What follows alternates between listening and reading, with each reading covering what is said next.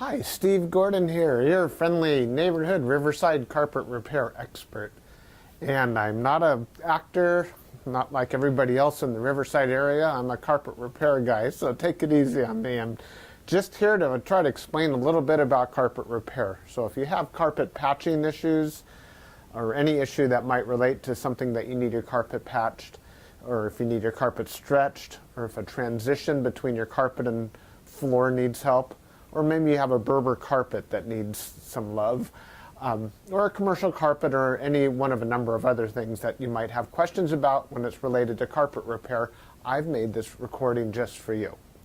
So relax, enjoy my recording, and then if you have any extra questions after you've watched this video, which I doubt you will, but you might, then go ahead and give us a call, and I'd be happy to go ahead and answer any additional questions that you might have.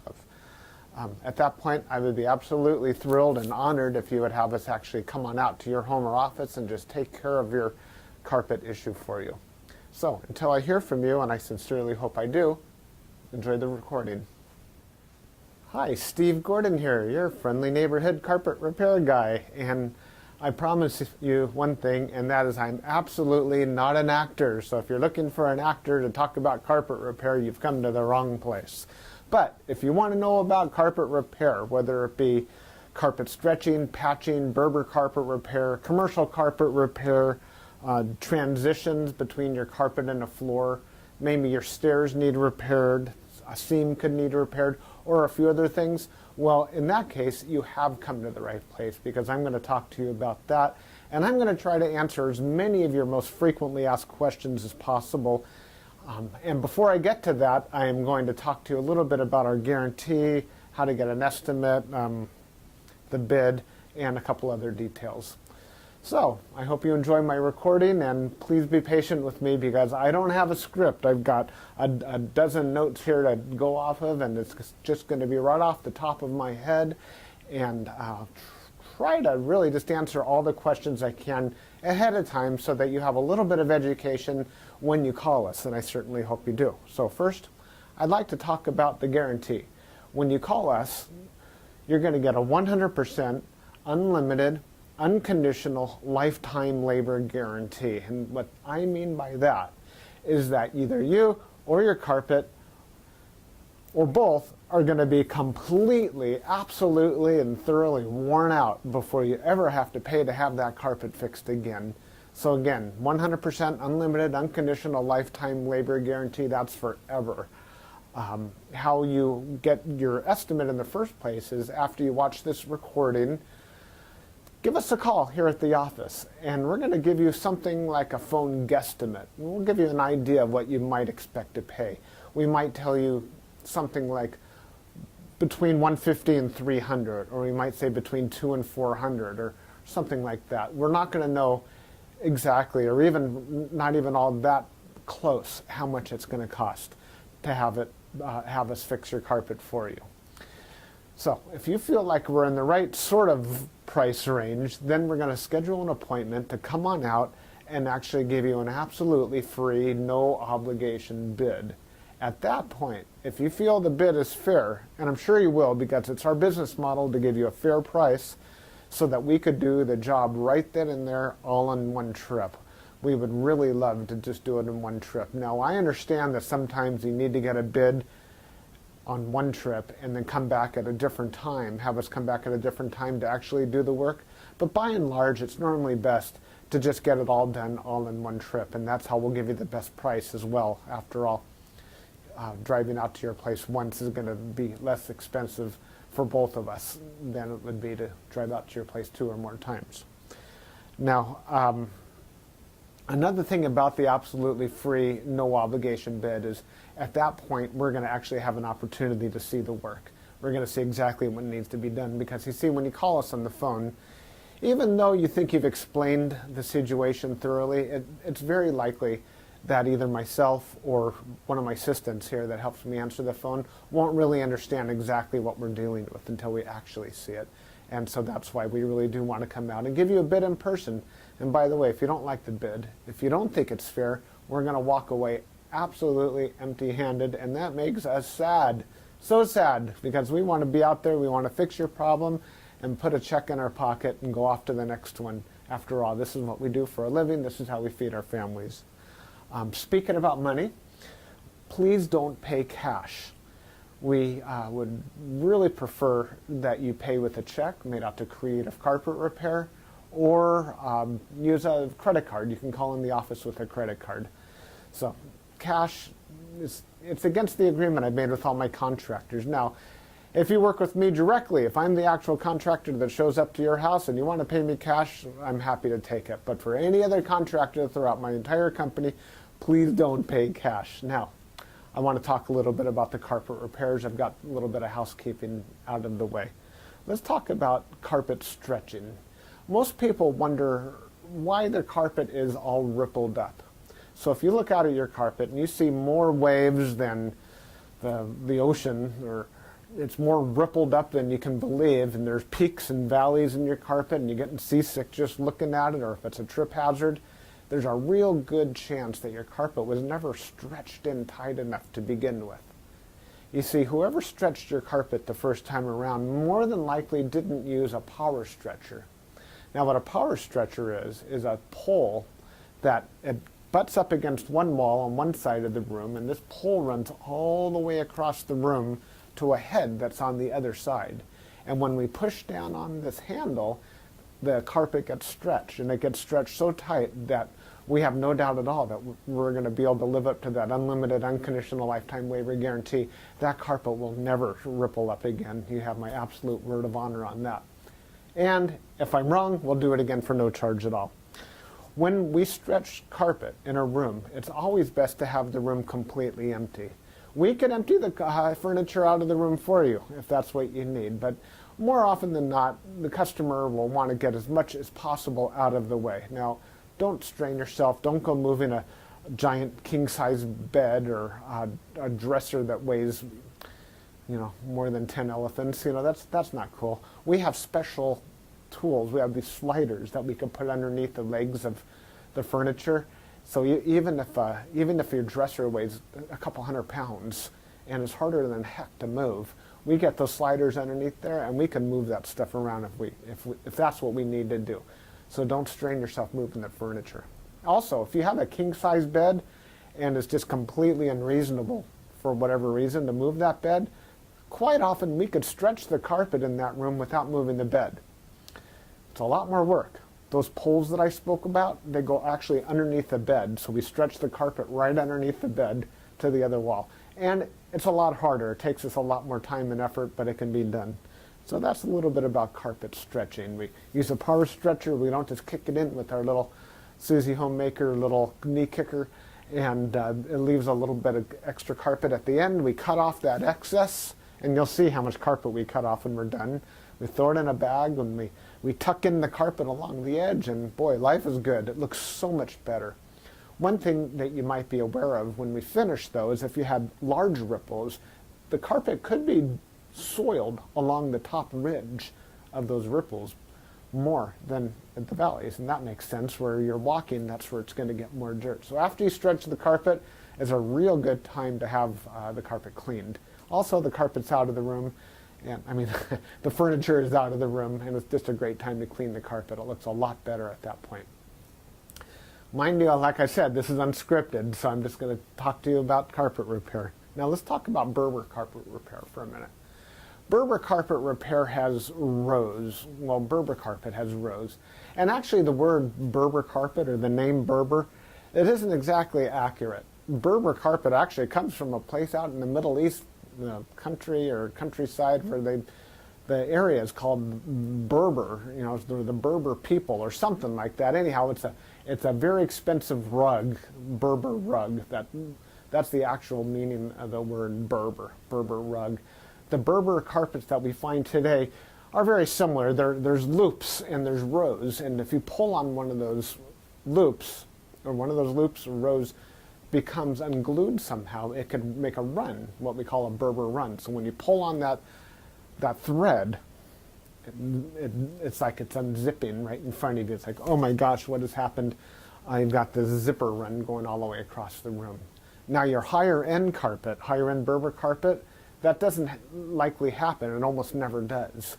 But the lower end, middle of the road and lower end Berber carpet runs all the time.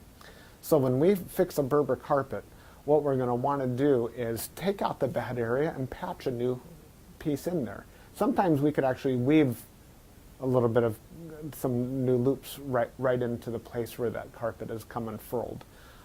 But more than likely, we're going to want to put in a Berber patch in that area. One reason that Berber comes apart at the seams is because the carpet was never sealed at the seams well enough to begin with. Your carpet installer that originally installed that carpet was supposed to use a latex sealer or even a glue gun or something to seal the edges of the carpet. Now, if they don't seal the edges of the carpet, that's one reason that Berber carpet is just going to unfurl like crazy. So when we put in a patch or fix a Berber carpet, that area gets sealed. Now, we give the unlimited, unconditional lifetime waiver guarantee on Berber carpet as well. But mind you, just because, let's say you have a 12-foot seam and we fix 3 feet of it, that's the part that we guarantee. The rest of the seam we're not going to touch. And you may have a problem with that in the future. And that's certainly not our business to cover something we've never actually worked on before. Now, after Berber carpet patching, I'll just talk about carpet patching in general. And this includes the Berber. When you call us to have your carpet patched, the first thing that we're going to ask you is if you have any extra carpet to do the patch with. If the answer is yes, well, we're golden. We're ready to do the job. If you say no, you don't have any extra carpet to do the patch with, we'll ask, well, can we take the carpet from a closet or maybe even from underneath a piece of furniture? Because what we can do is we can take a piece of carpet from a closet and patch it right into your damaged area. And it usually works out really well. Most people would rather have a piece of carpet missing out of their closet than have a terrible, nasty area in the middle of their room where they'll see it all the time. After all, inside the closet, you usually have that covered up with shoes and old photographs and baseball bats and everything you've ever collected in your life. More about carpet patching is if you don't have the carpet to do the patch, there's really nothing I can do to help you. So you're going to need to find that carpet to do the patch with before you bother having us come out there, because if we don't have the carpet to do the patch, we're stuck. Our hands are really tied. There's nothing we can do. Now, you're probably wondering how the patch is going to look when we're finished. It's real hard to say, especially in a recording like this. So just between you and me and a million of our closest friends here watching this recording through time, that patch is likely to be visible.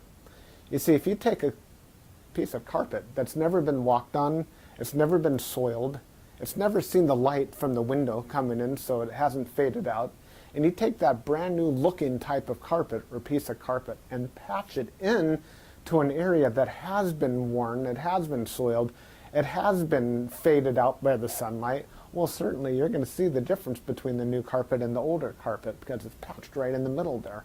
Certainly it's going to look a lot better than the situation you probably have right now, but patches are visible. Another reason a patch might be visible would be because, well, thick carpet, thick nap or plush carpet hides the seams quite well. Short nap carpet, like a Berber carpet, for example, or any of the commercial type carpets, they're very short nap. They show the seams far more. Another thing is that the rows have something to do with it. When we cut a carpet in the same direction as the row of the carpet, well, those seams are by and large less visible than the seams that we cut that cross the rows. When we cross the row, well, it's unavoidable to do that if that's what we have to do to make a patch. And those seams stand out a little bit more than the ones that go along with the rows.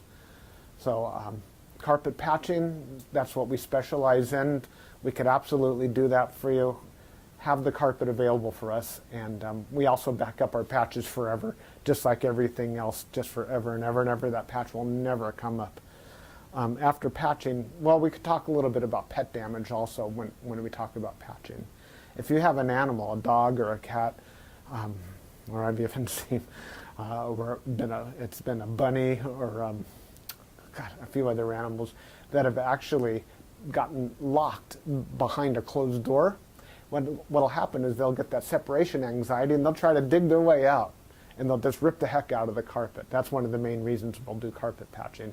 If that's the case, well, certainly it's just like any other patch. You supply the carpet, we'll put it in.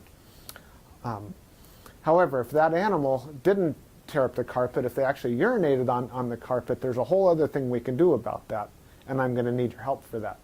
What we'll do is we're going to ask you to go to the pet store or go online and buy twice as much of a product as you think you're going to need, maybe 4 times as much, to actually kill the odor.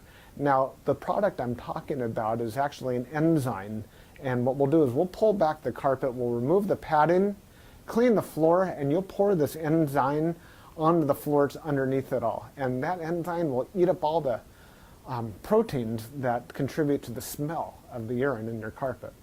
Then we'll put in new padding, and you'll pour that enzyme cleaner all over the backing of the carpet as well at that time. I'll reinstall the carpet, and then one more time we'll use that cleaner and we'll just soak that area of the carpet with that enzyme one more time.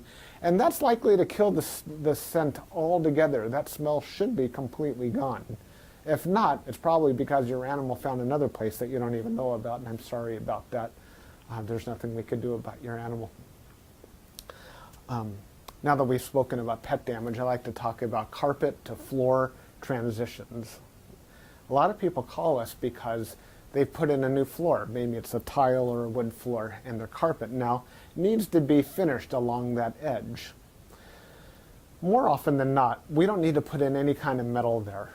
There's a lot of different types of situations where you do want a metal. If you have an apartment building and you want the carpet to last a long time between the carpet and, say, for example, a linoleum floor, we can put some metal there. There are flat metals. They're the type of metals that they're called, I've called them beat-down metals before. I'm not sure exactly what they're called. Beat-down metals, they're golden, they're silver, and the carpet goes right in there and it gets hammered down. Gives a nice clean edge, and it protects the edge of the carpet for a very long time. But if you're like most homeowners, that's not why you're calling us for a transition. You're calling for the transition because you just put in a nice marble or travertine floor, or maybe a wood floor. And so what we'll do with that is we're going to pull back the carpet and put in a new tack strip right up alongside that floor. Now that floor is going to be holding the place as if it were a wall. So here's your floor, here's your tack strip right in front of it. We're going to pull the carpet over that tack strip and tuck it in right there. So all you're going to see is a nice smooth transition between the carpet and the floor. Now, many times when you put in a new floor, it's important to put in some work into the subfloor underneath, and that might include using hardy backer or some other type of material that raises the floor up even higher than it would have been. So let's just say, for example, you've got a 1/2 inch new tile and another 1/4 inch of underneath there of a hardy backer, or it could even be more. It could be 3/4 of an inch altogether, or even more, that is higher than the carpet. That's extreme. It's usually not that high, but let's just say it is. If we just bring the carpet up and end it right there, well, you're going to stub your toe against that thing. You're going to be cursing to holy high heaven every time you do that. It's just not fun at all. Trust me, it's not. You'll understand if you ever do that. What we're going to want to do in that case is one of 2 different solutions. We're going to do 1 of 2 solutions. One is we can pull back the carpet quite far and use a product like a Fix-All, which is a very fine cement type product. And we're going to feather in a nice ramped area, so we raise the level of the floor slowly up to meet it. What's great about that is the floor and the carpet will be at the same level, then you won't stub your toe. What's not so great about that is when you're walking up that little ramped area, well, you feel like you're walking uphill. There's really no way around that I know of outside of pulling out all your carpet and floating a whole new layer of concrete, self-leveling concrete on the entire concrete floor and underneath. That's a lot of work. It's possible that would be the perfect way to do it if I were working on a $10 million home in Beverly Hills. That's probably what I would be doing. I would be raising the entire floor to be level with so the carpet could be level with the floor. But here in the real world, what we'll normally do is rise it up with some fix-all, or we could do it even easier. We could use shingles, cedar shingles. Cedar shingles are about that long, and that makes a nice little ramp up. And it normally works just beautifully. It's quick, it's easy, we can get it all done in one trip.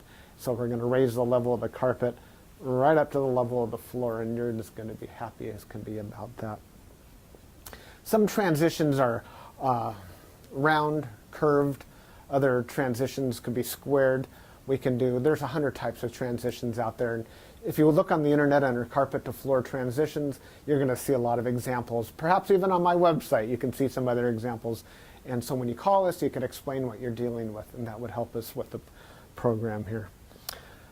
Stairs. So, do you have a problem with the carpet on your stairs? I did a job like this just today, where the cat had actually torn away the corners of almost every stair all the way up the stairway.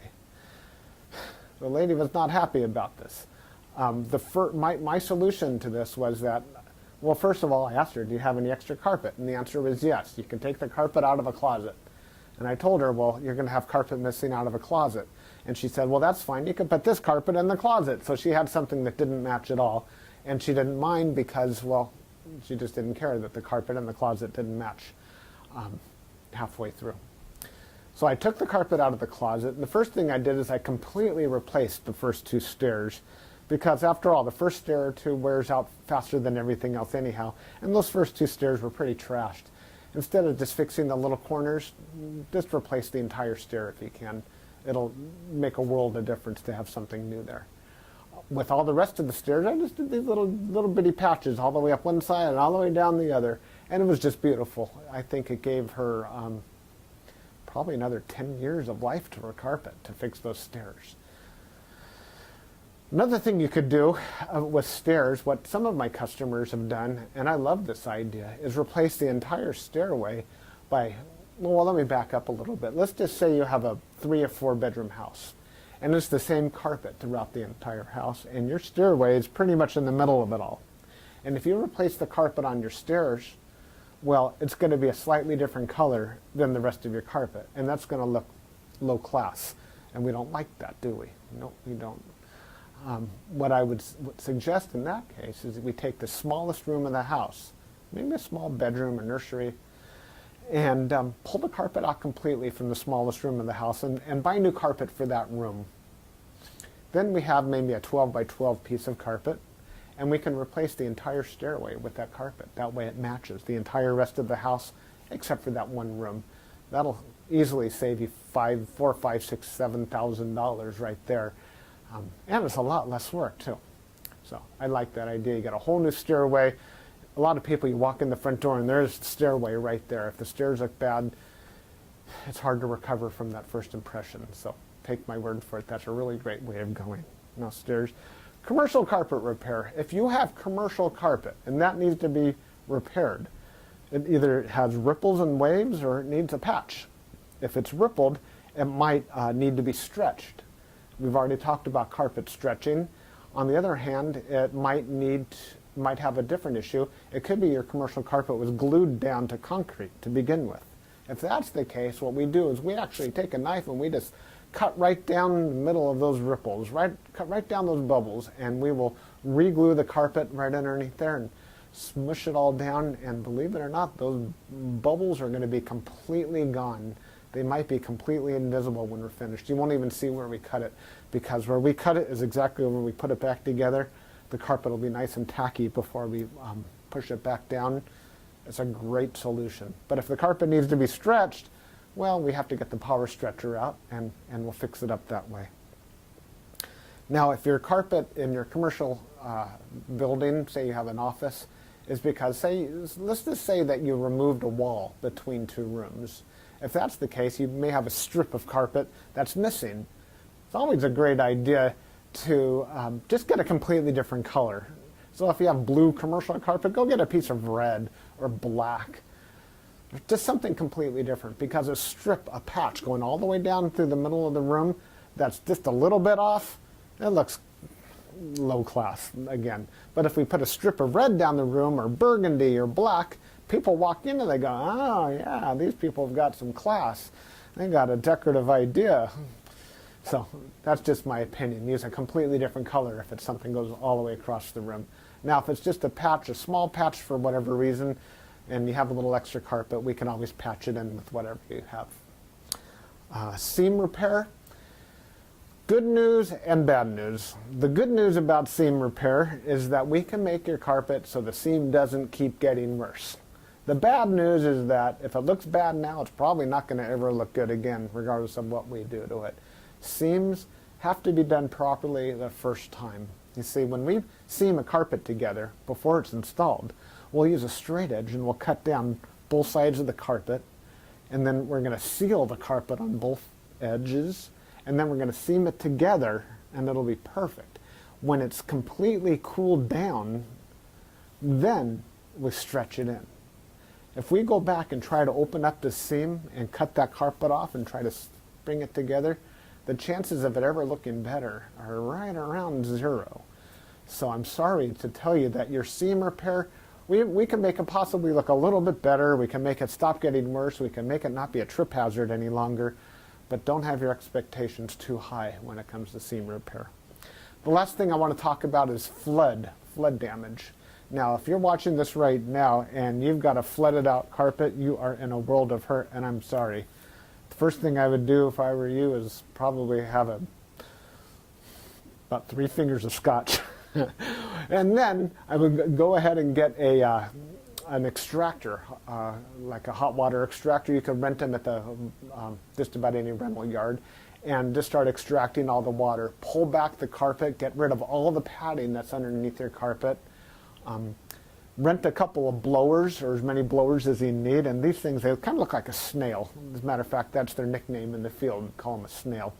And they're shaped like that, and boy do they ever blow. And you can blow dry the whole underneath of your carpet.